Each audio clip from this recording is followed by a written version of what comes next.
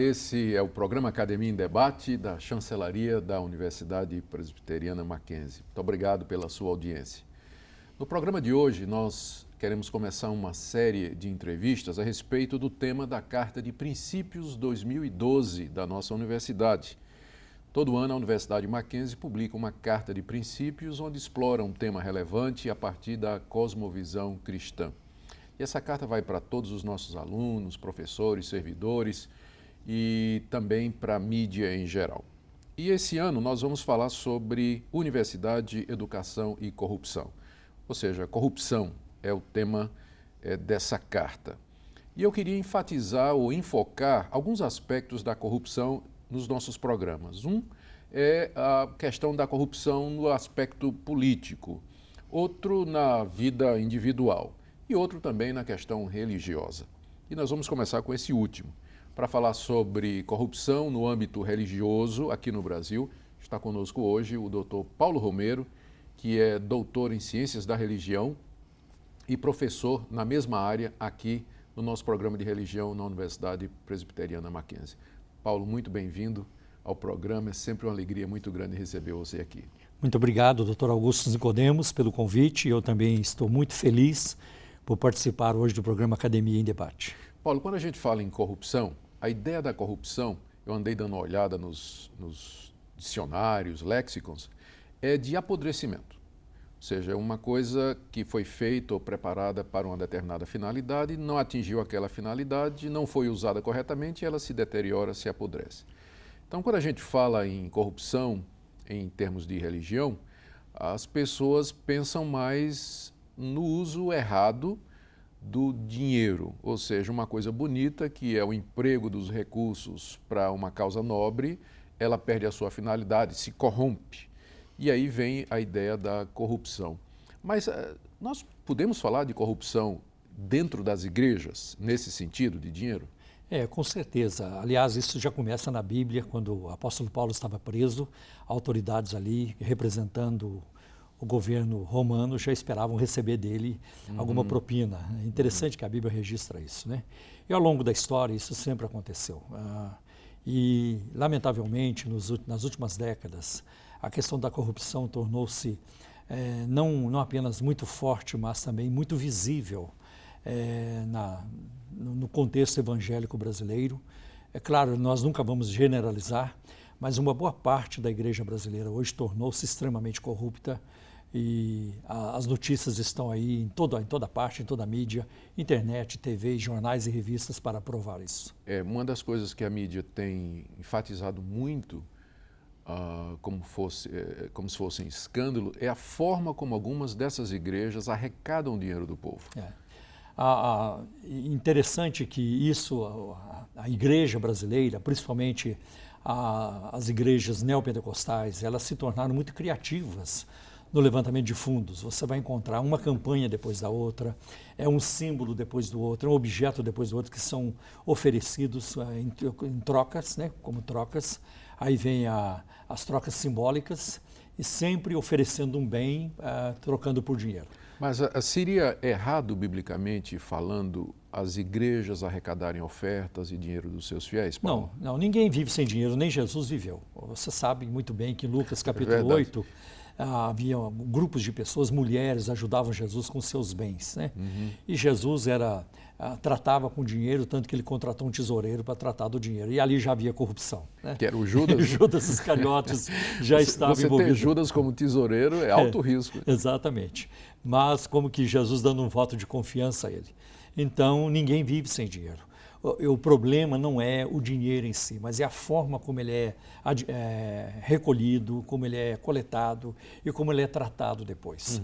Agora, Paulo, por que as pessoas continuam a frequentar igrejas onde essa questão da coleta de ofertas e dízimos é feita de maneira tão agressiva e abusiva? Como explicar isso? Eu acho que tem algumas questões aí nesse aspecto aí. Primeiro, uma questão cultural. A corrupção, ela está nas entranhas da sociedade brasileira. Nós vivemos numa nação extremamente corrupta de cima e baixo.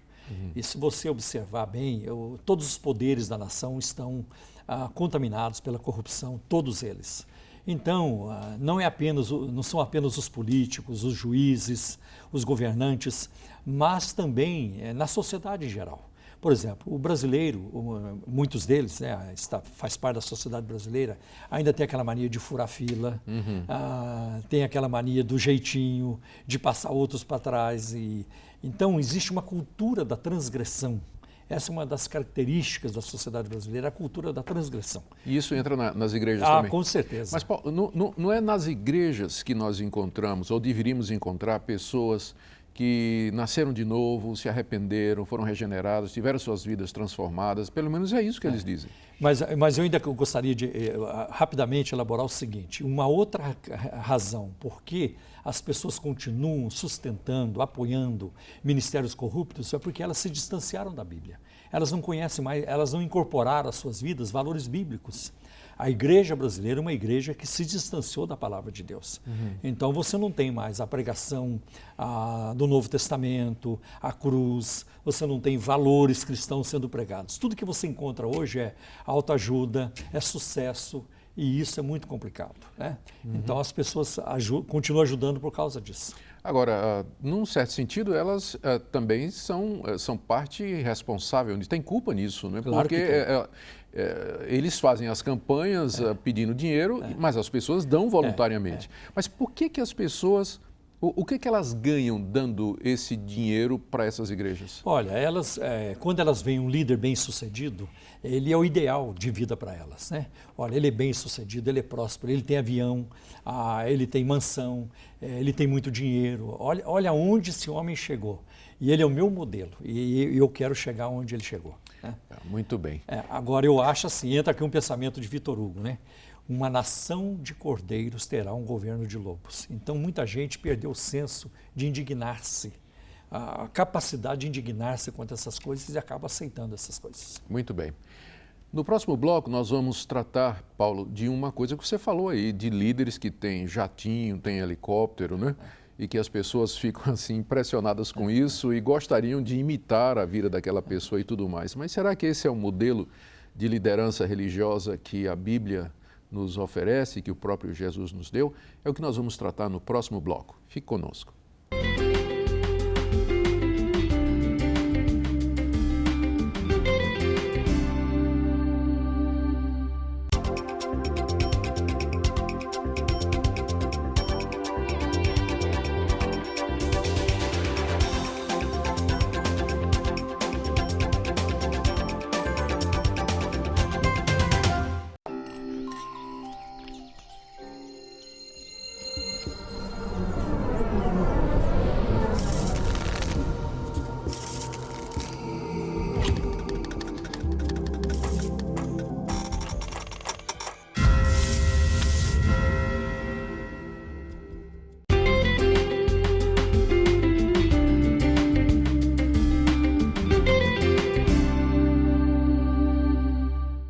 Estamos de volta com o programa Academia em Debate e nesse programa entrevistando o Dr. Paulo Romeiro acerca da corrupção nas igrejas no Brasil.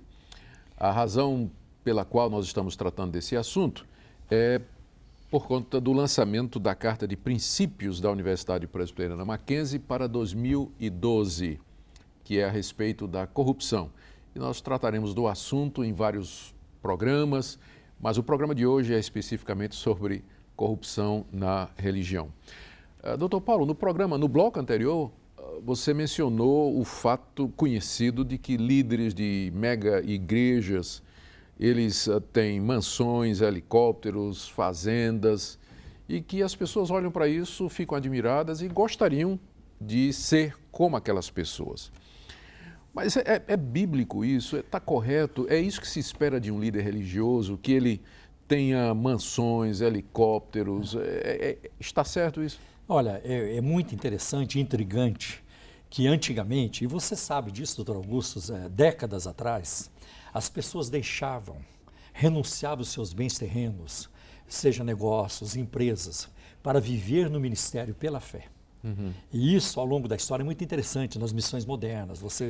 Há vários nomes disso, que abandonaram o seu bem-estar, bem-estar financeiro, a certeza das finanças para viver uma vida incerta no Evangelho. Hoje é o contrário. A empresa não rendeu bem, a loja faliu, então vamos abrir uma igreja. E muita gente, virou negócio exatamente, mesmo. Exatamente. E aí eles, através da igreja, então eles enriquecem. Eu conheço pastores que chegaram muito pobres no ministério, numa cidade, no ministério, e dentro de 5 anos já tinham sítios, fazendas, já tinham supermercado, porque a igreja forneceu isso, lamentavelmente. Mas você acha que ser rico em si é alguma coisa errada? Não, de maneira alguma. Eu conheço alguns pastores que já chegaram ricos no ministério, nunca precisaram do dinheiro da igreja. Ao contrário, eles dão dinheiro para a igreja. O problema é que está se usando o dinheiro da viúva pobre para enriquecimento pessoal. Exatamente, Então é muito dinheiro que entra. Hoje você vai ver, por exemplo, os ministérios que estão na visibilidade no Brasil hoje, têm um poder muito grande na mídia. A arrecadação é altíssima, são milhões e milhões, alguns podem chegar até milhões por dia. Então, e a administração desse dinheiro deslumbra as pessoas, como que enlouquece essa liderança e eles começam a fazer disparates. Um dia desse eu estava ouvindo uma reportagem exatamente sobre isso, a questão da riqueza e do poderio econômico de determinados líderes evangélicos e um em particular se justificou da seguinte maneira, porque tem um BMW, né? Ele disse assim, que se Jesus andou de jumento, e naquela época o jumento equivale ao BMW hoje. Ele está repetindo um pensamento de Kenneth Hagin. Kenneth Hagin usou esse argumento de que Jesus usou o Cadillac daquela época. Né? Mas eu não acredito que o jumento fosse o Cadillac daquela época, porque já existiam as carruagens. Né? E o jumento não era de Jesus, ele devolveu. Quando é que eles vão devolver a BMW? Pois é, essa é uma boa pergunta. Paulo, uma das coisas aqui na Carta de Princípios que nós mencionamos, embora ela seja muito focada na questão da educação e como a educação pode ajudar, mas tem um momento aqui onde a Carta de Princípios diz o seguinte: na esfera eclesiástica em que deveria estar o exemplo, é preciso também repudiar as práticas financeiras desonestas de muitas igrejas. Práticas financeiras desonestas. Eu sei que nos Estados Unidos, muitas igrejas elas têm um sistema de auditoria, elas voluntariamente se submetem a uma auditoria externa e todo ano elas publicam um balancete onde elas dizem as entradas, as saídas e onde o dinheiro foi empregado. E aquilo é tornado público. Por que isso não é feito aqui no Brasil, nessas igrejas que focam tanto a questão do dinheiro? Porque no Brasil, não apenas em termos de igrejas, mas em quase todas as esferas, a lei não é aplicada. Por que a corrupção impera no Brasil? Porque existe uma sensação, isso é geral em toda a nação, a sensação da impunidade. Os motoristas embriagados, se alguém faz um mal para mim no Brasil, há uma grande chance que essa pessoa nunca vai pagar. Se ela fizer um mal para mim, se estiver nos Estados Unidos, há uma grande chance que ela comece a pagar na semana seguinte. Porque nos países mais adiantados, europeus, na América do Norte, a lei é muito mais severa, ela é muito mais aplicada. Mas no Brasil existe essa sensação de impunidade. Olha, posso até mencionar para você que tem vários ministérios neopentecostais neste momento na América do Norte encrencados com a Receita Federal de lá, com o income tax, ou com o imposto de renda, porque lá eles verificam. Agora aqui existe a facilidade para escapar. Isso não se deveria ao fato de que as igrejas, por lei, elas têm isenção de determinados impostos por causa da natureza religiosa, e aí elas recebem um tratamento diferenciado, mas eu entendo que o tratamento filantrópico que se dá à igreja é porque a igreja não tem fins lucrativos. Mas quando elas começam a virar um negócio, estaria na hora de rever a lei, não? Exatamente, mas quando é que eles vão rever essa lei? Nós estamos aguardando a reforma tributária há muito tempo, a reforma política, isso não sai do papel. O Congresso não é moroso nessas questões. Eu acho que mudar as leis em relação à igreja também é muito difícil. E outra coisa, essas igrejas, muitas delas corruptas, elas têm seus representantes no Congresso para defendê-las. Então, este é um outro problema muito sério, doutor Augusto, quando políticos evangélicos, eles não têm mais consciência de cidadania e não trabalham pelo bem público. Eles trabalham como despachantes de suas igrejas, para defender seus interesses. Saiu uma estatística há pouco tempo, acho que você viu também, que, aliás, uma informação dizendo que mais de 50% dos deputados evangélicos, eles estão debaixo de algum tipo de processo por corrupção e coisas suja. dessa natureza, né? Que coisa, né? É lamentável, é lamentável. Alguém já me disse que o poder não corrompe, ele revela. Revela, exatamente. Ele revela. Exatamente. Porque para nós a corrupção, ela nasce no coração. E se há facilidade, então ela se manifesta. Exatamente. E só o evangelho, quando ele é levado a sério, para interromper isso, para colocar um fim nisso. Agora, infelizmente, o evangelho no Brasil não está sendo pregado mais. Né? Então, o que nós vemos no Brasil hoje? Muitas pessoas tornando-se membros de igreja sem se converterem. Então, elas vão para as igrejas sem conversão. Elas vão para as igrejas em busca de fazer uma troca com Deus, eu vou prosperar, eu vou ser curado, eu vou dar o dízimo. Tem pessoas no Brasil que elas dão o dízimo, mas Deus não faz nenhum sentido para elas, porque elas estão numa troca. Eu ouvi dizer que se eu der o dízimo, eu vou receber 100 vezes mais. Nenhum banco dá isso. Você falou é verdade, você falou em impunidade em termos da legislação, mas eu fico pensando também se o problema não é a impunidade no próprio meio evangélico. Veja só, um líder muito conhecido, ele foi flagrado contrabandeando dólares para o exterior. Então aquilo foi comprovado, ele de fato foi apanhado e ele foi processado lá. Mas na volta... E foi preso. E foi preso. Esteve preso. E na volta ele não sofreu nenhuma sanção eclesiástica. Ele não foi repreendido, ele não foi disciplinado, ele não foi excluído. Será que o problema não é a impunidade, a falta de disciplina dentro das próprias igrejas para com os membros e líderes faltosos, Paulo? Eu acho que é por aí mesmo, né? Inclusive ele recebe apoio de outros colegas e tudo isso, recebeu muito apoio. Assim, é revoltante ver que quando um líder ele causa um grande escândalo, imediatamente aparece uma turma para apoiá-lo e para ajudá-lo e tudo isso. Eu acho que eles têm o mesmo problema. Muito bem. E eu digo sempre, desculpe, doutor Augusto, eu digo sempre, ai do crime no Brasil se não fosse a lei. A lei ajuda o crime. Grande constatação e triste também, não é? Nós voltamos para o terceiro bloco em alguns instantes para fechar esse assunto a respeito de corrupção nas igrejas. Nos aguarde.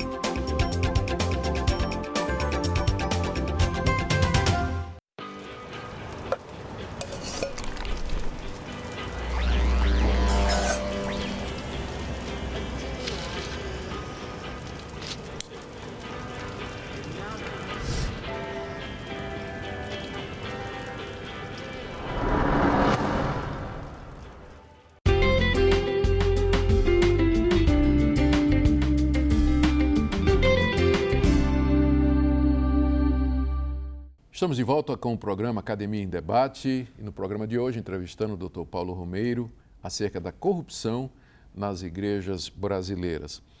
Você notou, né, Paulo, que eu falei igrejas brasileiras. Isso. Embora a gente tenha enfocado a questão das mega igrejas pentecostais, neopentecostais, seria interessante perguntar se esse tipo de corrupção, esse mau uso do dinheiro dos fiéis, é uma coisa que é só restrita às igrejas neopentecostais. Olha, muito boa pergunta, doutor Augusto. A corrupção existe em toda parte porque ela vem da maldade do coração. Isso aí é uma coisa bíblica e teológica. A teologia explica isso. Agora, é interessante que as igrejas históricas, elas criam mecanismos para diminuir isso. Então, a estrutura, como ela é feita, é muito difícil você encontrar numa igreja histórica um líder no topo da pirâmide mandando em todo mundo sozinho. Então, a igreja tem os seus representantes, tem toda uma estrutura. Colegiados. Exato, um colegiado, um presbitério. Agora, no neopentecostalismo, principalmente, o líder está no topo da pirâmide e ele dirige a sua instituição, a sua igreja como ele quer, e ele não precisa prestar contas. Então não há prestação de conta moral ou financeira e nem doutrinária. Então ele muda a doutrina quando ele quer, ele volta atrás, ele vai à frente, porque a estrutura lhe permite isso. Então, é o poder central, poder centralizador. Eu estava refletindo no fato de que as duas causas principais pelas quais líderes cristãos caem em desgraça e escândalo são, primeiro, o tratamento inadequado do sexo oposto, que são os escândalos sexuais, Isso.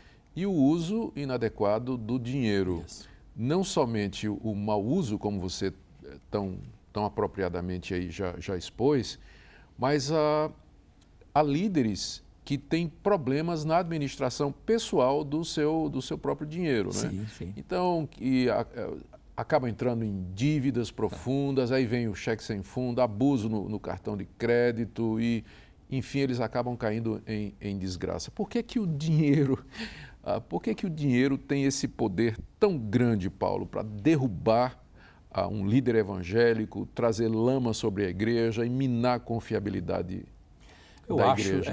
Eu acho que tem a ver com a ganância, né? E isso também tem a ver com a natureza pecaminosa do ser humano, não tem como você negar isso.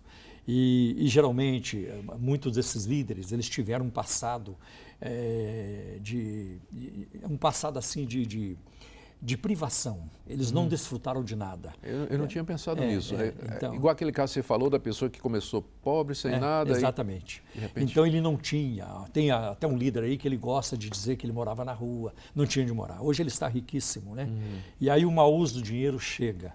Por exemplo, para mim não se justifica uma igreja evangélica investir em terras, investir 50 milhões em terras. Não há o que possa justificar. Sendo no nome dele, o mesmo nome da igreja não justificaria. Em regiões longínquas do país, né? Inóspitas do país. Então, muitos deles vieram de uma vida de privação, queriam ter. E agora, quando chegou a oportunidade, é aquele ditado, né? Quem nunca comeu melado, quando come se lambuza. É o que está acontecendo. É o que está acontecendo. Ainda nessa linha de compra milionária de terras, recentemente a mídia explorou aí o fato de uma briga entre duas grandes potências, né? Duas grandes igrejas neopentecostais. Inclusive um vídeo que foi muito visto no YouTube de um desses líderes entrevistando uma mulher endemoniada e obrigando o demônio a dizer que era ele, o demônio, responsável pelo sucesso da igreja do outro. Exatamente. Onde é que nós vamos parar, Paulo? Eu vi esse vídeo, eu lamento até que alguém recorrer à ajuda do demônio para evitar a perda de seus membros. Aí você vê uma disputa mercadológica, uma concorrência de mercado. Ninguém ali está atacando o outro, ou pelo menos tratando de questões doutrinárias, não foi motivo, essa não é a questão, nem questões morais e nem problemas ligados à doutrina, mas o interesse ali é estritamente mercadológico. Quando você vê o dinheiro indo para um outro ministério, indo em grande quantidade, diminuindo aqui, então esse é o motivo da briga. Paulo, o que você acha que nós poderíamos fazer, o que a igreja poderia fazer para, pelo menos, diminuir os efeitos desse tipo de corrupção nas igrejas evangélicas no Brasil? Algo que pode ser feito? Eu gostaria de ver as igrejas sérias ganhando mais visibilidade. Por que elas se escondem? Por que elas não aparecem? Porque aí a mídia e a sociedade em geral vai pensar que todos são iguais. Que batistas, presbiterianos, metodistas e neopentecostais, os mais extremados, são todos iguais, e não são. É muito confortante ver, por exemplo, o reverendo Hernandes Dias Lopes pregando na televisão, porque sempre vai trazer uma palavra equilibrada, alinhada com a reforma protestante e com a ética cristã. Então eu gostaria de ver mais disso aí na sociedade, esse referencial. E, infelizmente, a sociedade brasileira está muito pobre de referenciais ligados à Bíblia Sagrada. Quase tudo que tem na mídia é disso aí, é de corrupção, é abuso de poder, é o grotesco, o culto não é mais culto, é show, o abuso na área da música também é muito grande no meio evangélico, nós sabemos disso. Quando os cantores começam a cobrar 40 mil para cantar um hino ou dois, 50 mil. Isso é outro ponto que nós poderíamos ter abordado aqui, né? Os espetáculos gospel, as estrelas gospel agindo como as estrelas aí no mundo. Então é lamentável. Isso mostra que os pentecostalismos no Brasil, muitas igrejas no Brasil, ao longo das décadas, elas deram muito mais importância ao carisma do que ao caráter. Mesmo que a pessoa não tenha caráter, mas ele atrai. O mercado valoriza quem gera consumidores, quem gera consumo. Então, o mercado hoje impera, lamentavelmente, e não a Bíblia. Paulo, muito obrigado pela sua participação aqui no nosso Foi um prazer. Programa. Embora o tema não seja prazeroso, mas foi um prazer participar do programa. Muito obrigado. Nós queremos agradecer a sua audiência. A questão da corrupção está instalada, como nós entendemos, a partir da perspectiva cristã de mundo, no coração do homem. E somente Deus pode, mediante Jesus, regenerar o ser humano e lhe dar forças para lutar contra a corrupção do seu coração. E é o que nós acreditamos aqui na Universidade Presbiteriana Mackenzie. Nós agradecemos a sua audiência. Caso você tenha alguma pergunta, alguma contribuição, você pode nos escrever no e-mail academiaemdebate, minúsculo, tudo junto, @mackenzie.br, e nós teremos prazer em responder. Muito obrigado pela sua audiência e até o próximo programa Academia em Debate. Até lá.